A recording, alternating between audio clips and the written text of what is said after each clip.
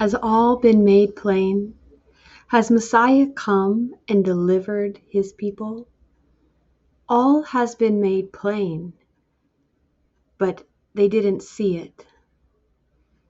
And he has delivered his people, but they didn't accept it.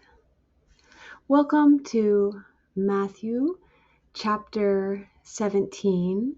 We're reading from the English translated from what seems to be the original Hebrew. So let's see what the Spirit wants to say through these words. And after 5, he's just putting this in here, it could be 6 days, he took Kepha, Yaakov, and Yohanan, his brother, and after he brought them up into an exceedingly high mountain,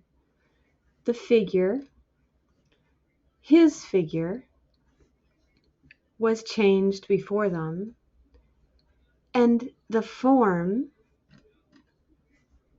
or appearance of his face shone like the sun, and his garment was like snow. Then Moshe and Eliyahu appeared to him, talking with him. And Kepha said to Yehoshua, Adon, it is good to stay here in this place, to stay in this place. If you want, let us make here 3 tents, one for you, and one for Moshe, and one for Eliyahu. And while they were still speaking, a white or a bright cloud overshadowed them, and a bat kol, this is daughter of a voice, and it's a Jewish expression that means a voice from heaven, came from the midst of the clouds, saying, This is my Son, my beloved, he who is very pleasing to me. And they heard it. And when the Talmudim heard this, they fell upon their faces, and they had a great trembling. Thinking of Yehoshua, he's the Word, understood to be the Word, or the Father is dwelling in him. And yet a voice would be the Word, right? Is speaking. Then Yehoshua came near to them and said to them, Stand up, do not fear. And they lifted up their eyes, and did not see any man except Yehoshua only.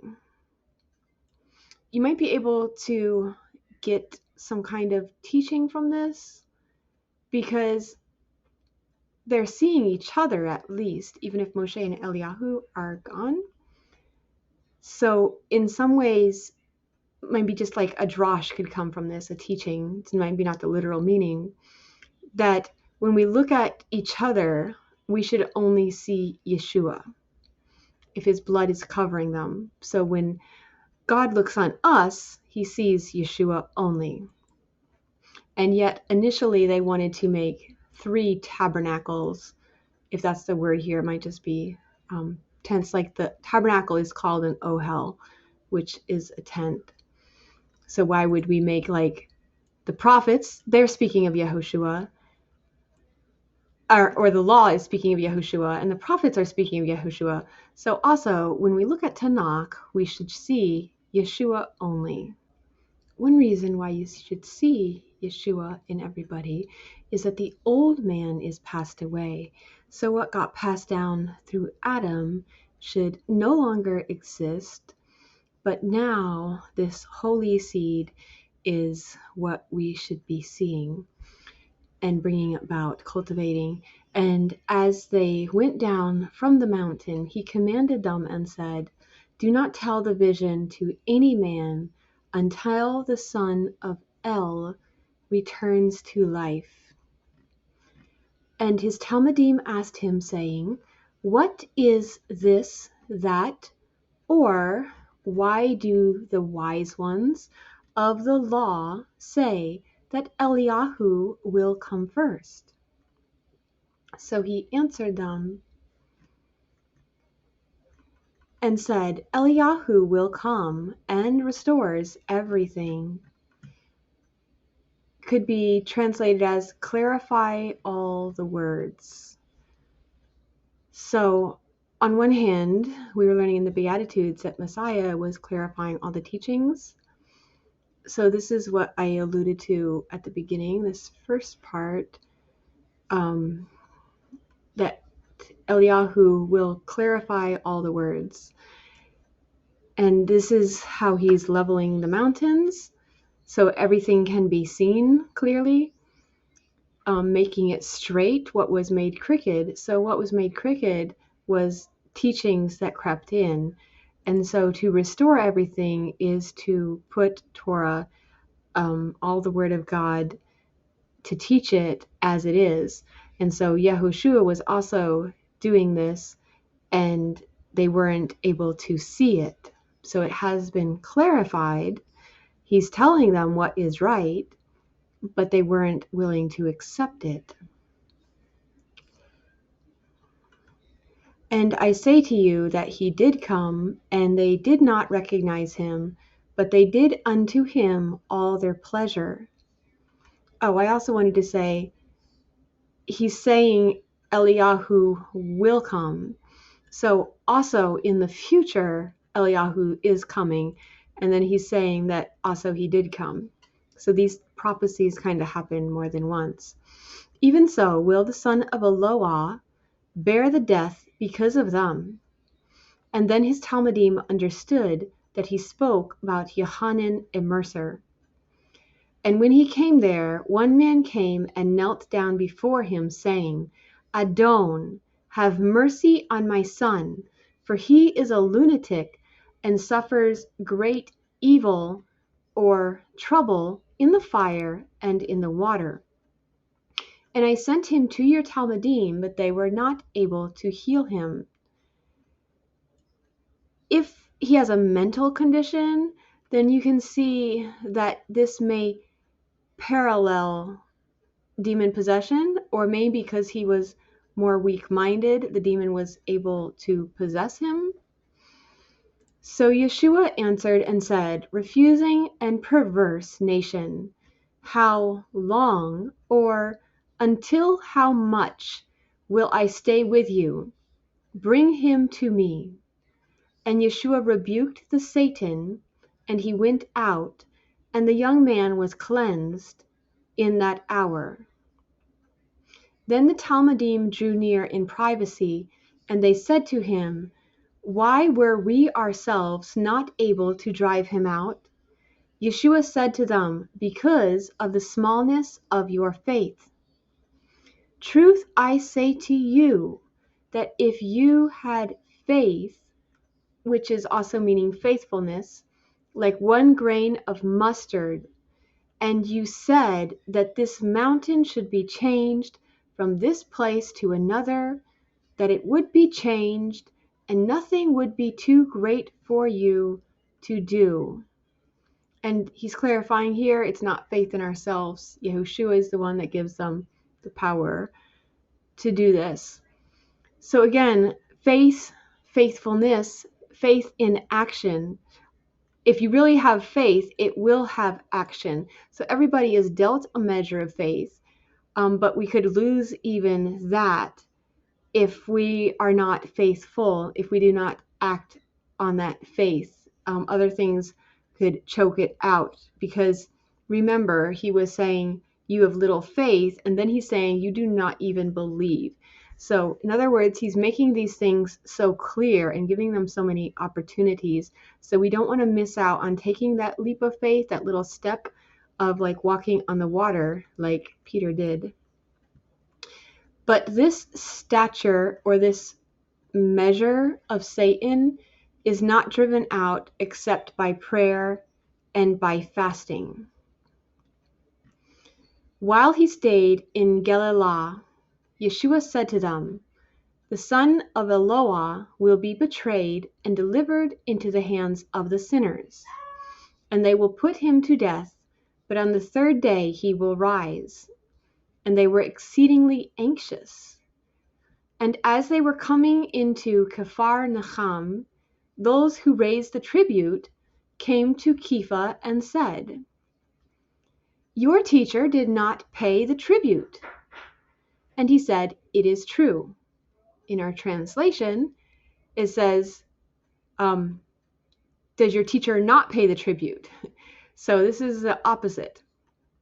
And when he entered into the house, Yeshua approached him and said, "How does it appear or seem to you, Shimon?" First he's called Rock. He's like the bodyguard or something. And then he's hearing. "And from whom is it fit for the kings of the earth to take tribute? From their sons or from strangers?" And he answered, "From the strangers." So Yeshua said, "Surely the sons are free." Or, "However, the sons are free." So he's saying, now in context here, Rome is the one that they're paying tribute to. So a foreign nation should be allowed to tax others. But if they are free from Rome, then they shouldn't have to pay the tax.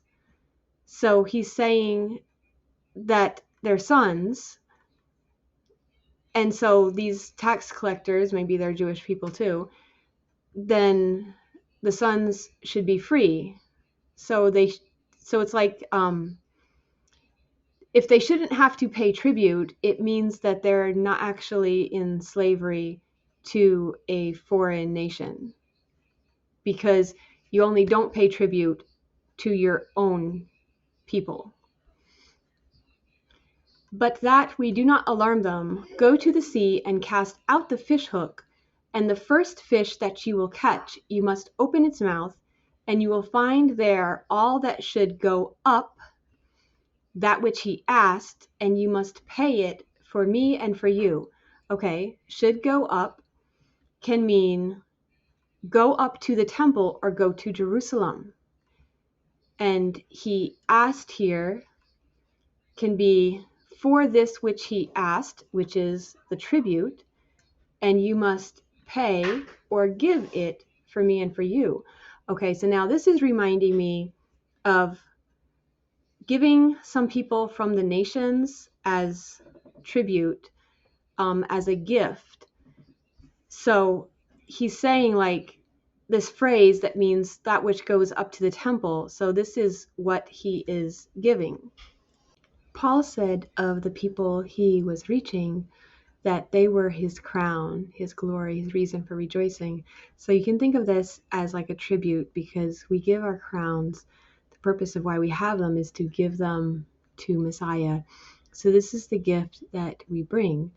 So if you think of this, his actual tribute that he's talking about, what tribute does he actually give?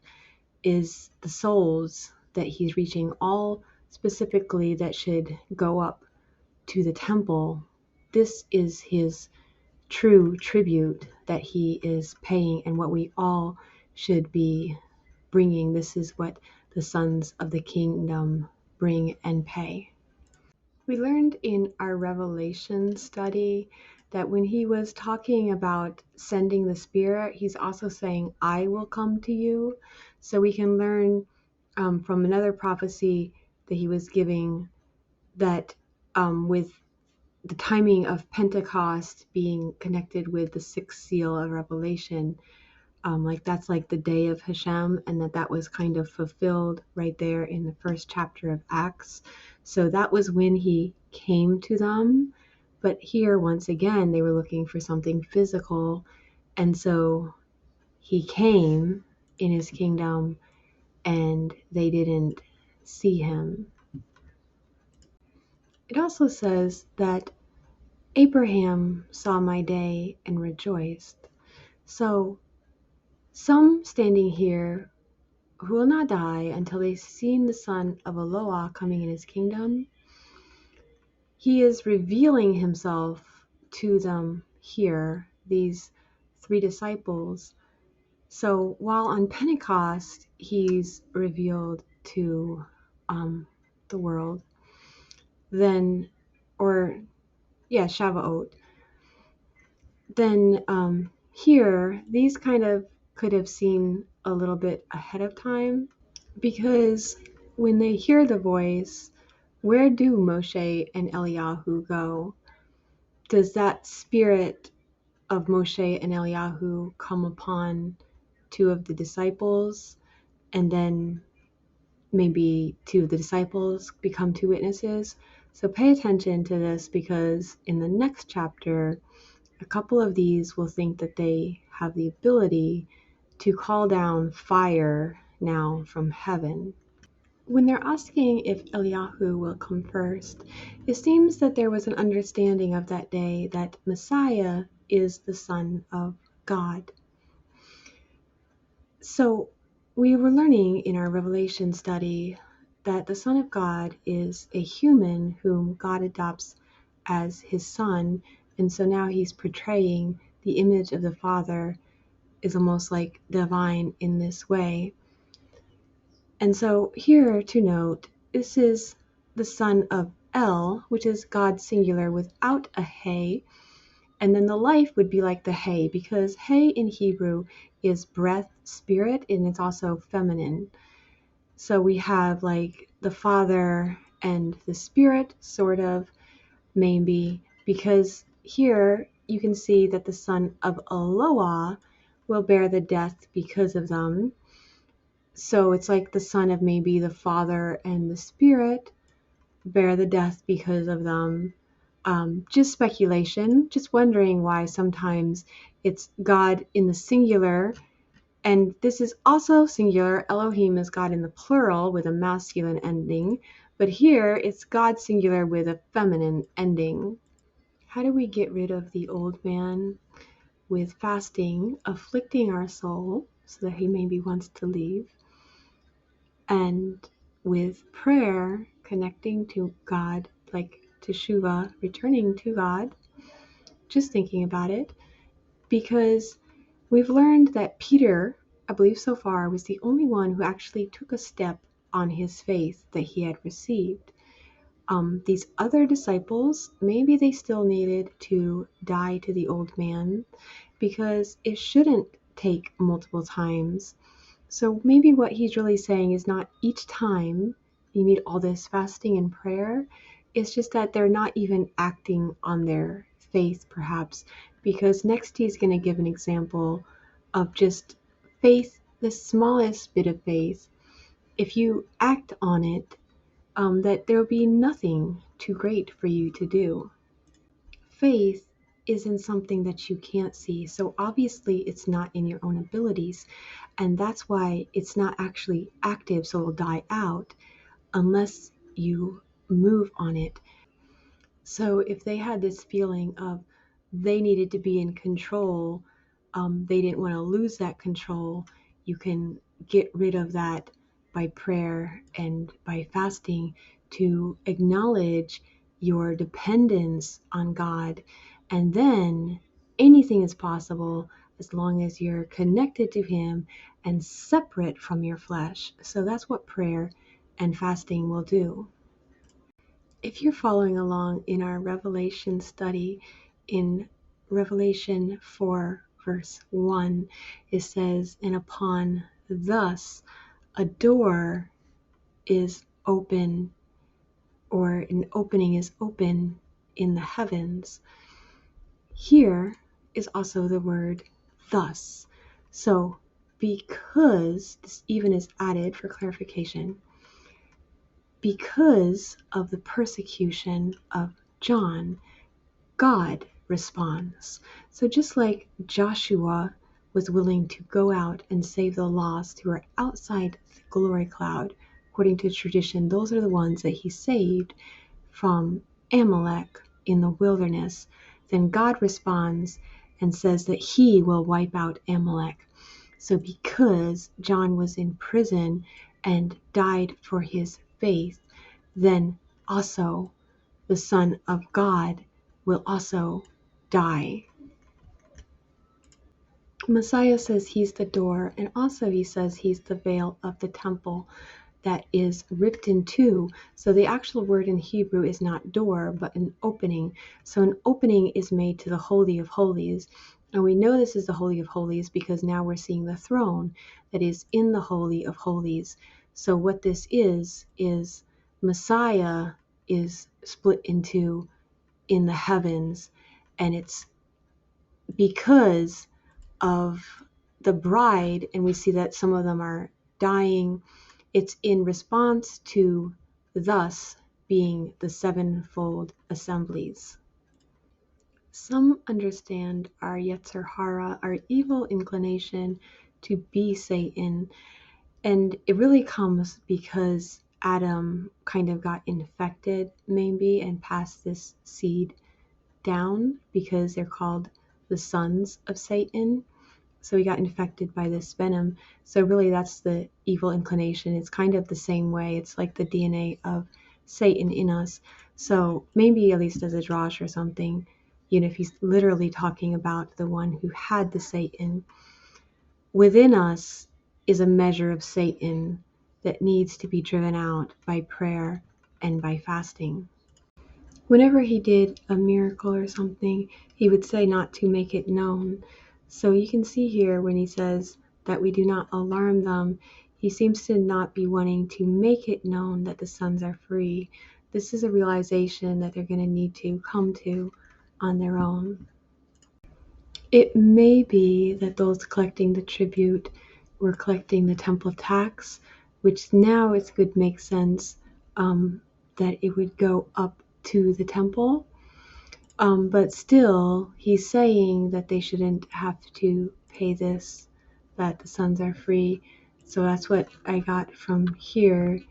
Here it says a per capita tax of 1/2 shekel to support the activities of the Kohanim is specified, and here's the verses. This was equivalent to 1 or 2 days' wages for an average worker. And so we'll see this. I don't think it actually says in Torah that they need to pay this temple tax.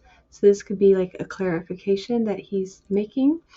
In here, the tribute may have been understood to be temple tax, and so that's how it got translated. These are the verses. Whenever they're taking a census, they didn't want to count the people directly. They would pay this half shekel, and that's how they were numbered. And also when the tabernacle was being assembled, they all paid the shekel. It's said of Abraham that he gained many souls. It could be understood literally that he had slaves, but also it's understood traditionally that he was always being hospitable and sharing his faith. And so what is more precious than gold is helping a soul that is lost, the proven character of your faith that you go through.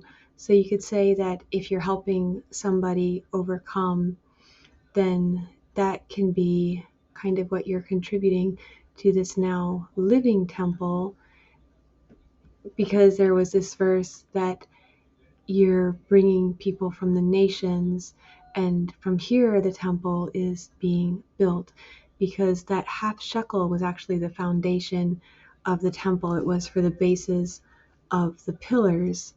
That's what they turned that half shekel in, that was from this one, in order to build the temple. And then whenever you're being numbered, when you stand before Hashem, what kind of tribute are you bringing? Are you bringing a soul with you?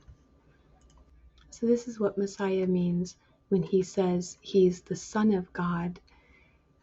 He's connecting this with them saying, you being a man, make yourself God. So that could be like a definition of man connecting with divine. And here you can see that their understanding Messiah, connecting that with the term Son of God. So it's important that we do not read this backwards, where he's saying here, I am the Son of God, that is what makes, that's a title for being divine, being God. You read it in this order, when he says, I and my Father are one, that for this, they think that he's saying he is God. And then he is saying, even if I did say I was God, what is wrong with that?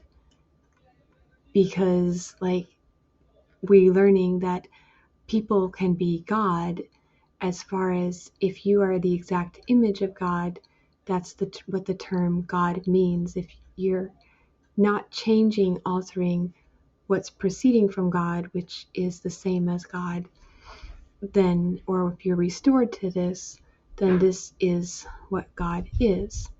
So only those who change this image, then they are no longer God. So disciples could have overcome by prayer and fasting to drive out their Yetzer Hara, their Satan. But here's another way. When we see Yehoshua as he is, when we fall, then we will fall down like dead, just like John did in Revelation 1. And then he also said to John in Revelation 1 to stand up and not to fear. So this seems to be like a transfiguration for the disciples as well, and how we overcome when we see Messiah as he is. But that is all for now. Thanks so much for watching, and I pray you are blessed.